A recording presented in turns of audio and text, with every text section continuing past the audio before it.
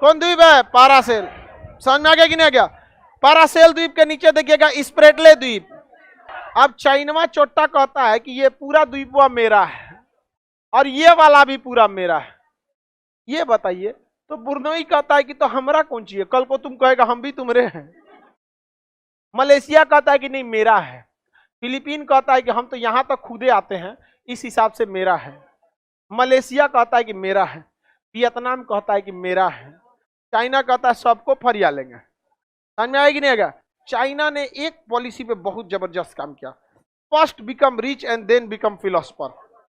जिस दिन आपके पास बहुत पैसा हो जाता है ना, दिमाग वाले लोग आपके पास आ जाते हैं। आपको क्या लगता है अंबानी और अडानी एमबीए किए होंगे सब? कैट वोट निकाला होगा सब? नहीं, कैट मैट तैयारी करके निकाल के आईआईएम एमबीए करके खूब बढ़िया बढ़िया जाएंगे तो वहां नौकरी करिएगा। समझ में आया कि नहीं गया? तो चाइना ने ये बात बहुत बेहतरीन ढंग से पता किया। अब जैसे नेताओं के पास कोनो डिग्री रहता है, बड़का आईएएस बनिएगा तो सचिव बनिएगा उस सबके। आईएएस में खूब अच्छा रैंक रहेगा ना और 15 से 20 साल का एक्सपीरियंस रहेगा ना, तो कोनो अंगूठा छाप मंत्री का सचिव बन जाएगा। अब लो टुकुर टुकुर करते रहो।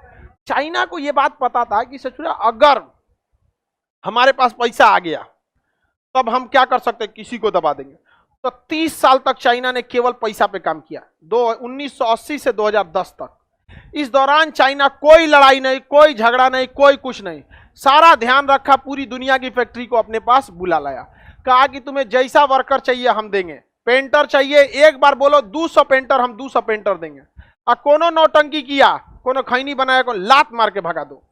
वहां पे कोई वर्कर अगर लेट आया तुरंत नौकरी से निकाल दिया जाता है। और हमारे यहाँ तो आधा घंटा लेट तो कंफर्म आएगा और उसके बाद आधा घंटा खैनी बना दे। ये मेंटेलिटी खराब हो गई। देखिए आपका अगर 8 घंटा वर्क है तो आप 8 घंटा वर्क कीजिए, ये लेबर को सोचना चाहिए और मालिक को सोचना चाहिए कि उसका अगर जो मजदूरी बनता है उसका 8 घंटा 1 मिनट पर उसकी सैलरी उसके हाथ में होनी चाहिए। ये दोनों चाइना में है, at a time payment, at a time work. बहुत बेहतरीन और एकदम स्किल्ड वर्कर। पूरी दुनिया में जो लेबर था सबसे सस्ता किसने दे दिया? चाइना।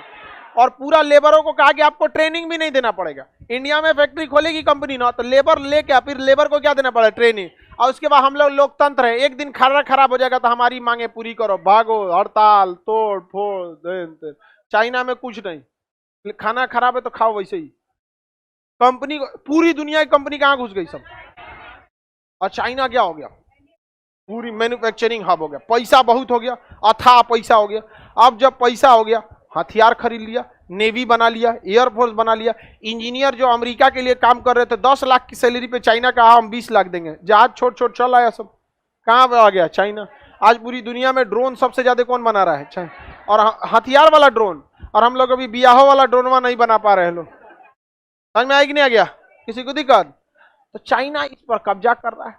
अब ये लोग को यहाँ पूरा, चाइना का कहना है कि बाढ़ में जाए दुनियादारी। चाइना एगो नक्शा दिखाता है लगभग 150 साल पुराना, उस नक्शा में यहाँ लाइन खींचा है 9 गो। कितना लाइन खींचा है? तो चाइना इसे कहता है 9 डैश लाइन। क्या कहता है? 9। कहता है कि ये हमारा है, ये समुंदर नहीं है, हमारा पोखरा है। कुछ दक्षिणी चीन सागर को कहता है समुंदर नहीं, हमारा अंग है, हमारा अपना है। क्योंकि इंटरनेशनल रूल के हिसाब से पूरा कंप्लीट समुंदर आपका नहीं हो सकता। महज 200 तक आप उसमें मछली पेट्रोल निकाल सकते हैं, बाकी इंटरनेशनल हो जाता। कहता है कि वो ठीक है, ये नियम समुंदर पे लगता है, ये समुंदर नहीं है, ये मेरे देश का पानी है, पोखरा है। समझ में आ गया कि नहीं? अब यहां दिक्कत, दक्षिणी चीन सागर पूरा पेट्रोल से भरा हुआ। कौन सा लाइन है ये? 9 डैश लाइन। 9 dash line. कौन सा line? 9 dash line. 9 dash line के अंदर जितना चीज आते हैं सब ये कहता है। अब वियतनाम जो था इसको पेट्रोल निकालने नहीं दे रहे थे सब। वियतनाम यहाँ पेट्रोल निकालता था तो जाके मिसाइल से मार के गिरा देता था। कौन? चाइना। उसका जहाजिए मार के गिरा देता था। वियतनाम परेशान हो गया, कहा कि गया जमाना। हो ची मिन जो सोच रहे थे कि मार गया, उस समय का टेक्नोलॉजी कुछ और था, आज का टेक्नोलॉजी कुछ और है। आज हम अबे नहीं करेंगे, ड्रोने से बम गिराते रहेंगे। वियतनाम अब कमजोर हो चुका है।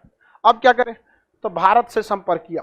तो भारत ने कहा कोई बात नहीं, हम पेट्रोल निकालते हैं, आधा तुम आधा हम, बाकी हम फरिया लेंगे उससे, चाइना से फरिया लेंगे।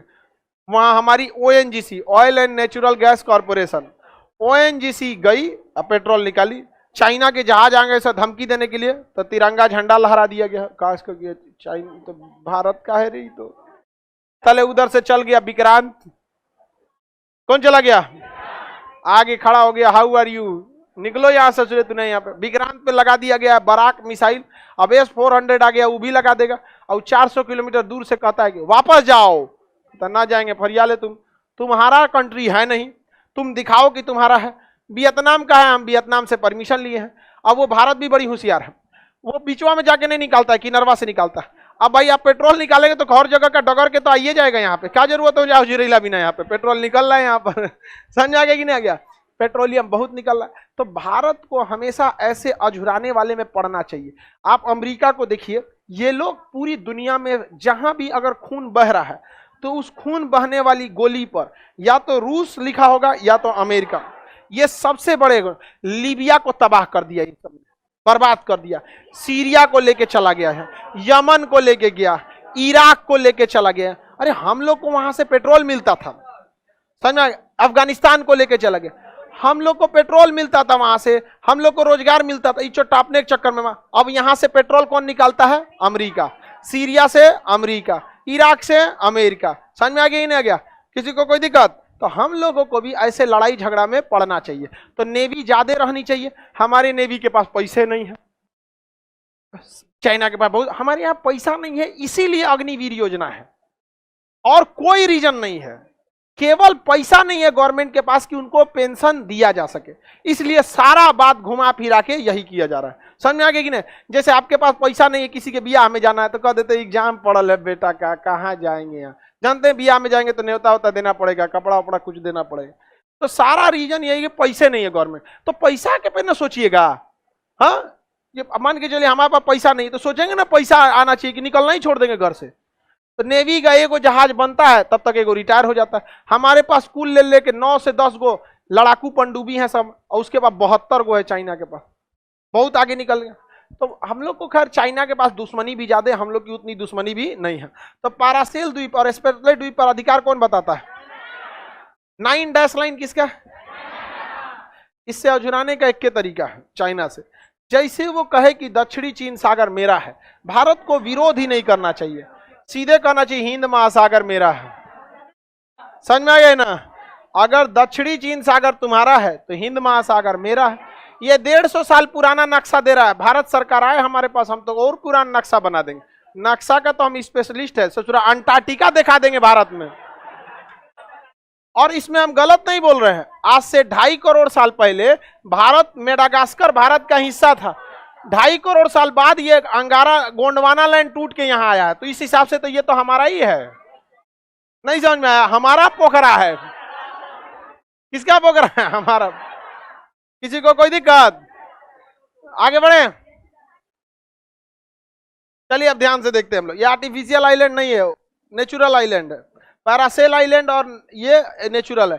तो दक्षिणी चीन सागर जो है वो चाइना कहता है। चाइना की नजर सागर पे नहीं, उस सागर में मछली बहुत ज्यादा है, पेट्रोल बहुत ज्यादा है और गैस बहुत ज्यादा है। और चाइना के लोग समुद्री जीव को बहुत खाते हैं, केकड़ा, मगरमच्छ, कछुआ, कुत्ता, चमगादड़, बिल्ली। कुछ दिन में बाप को खा जाएगा सब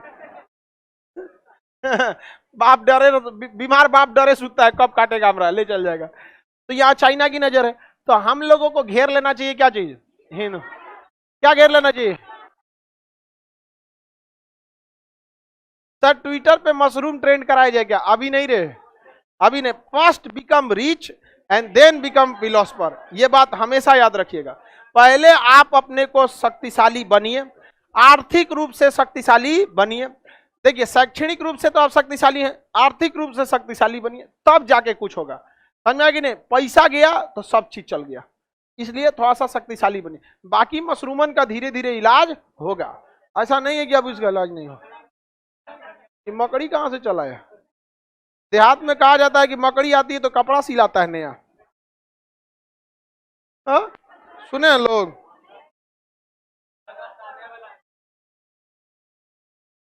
इससे फायदा क्या होगा? ध्यान से समझिए।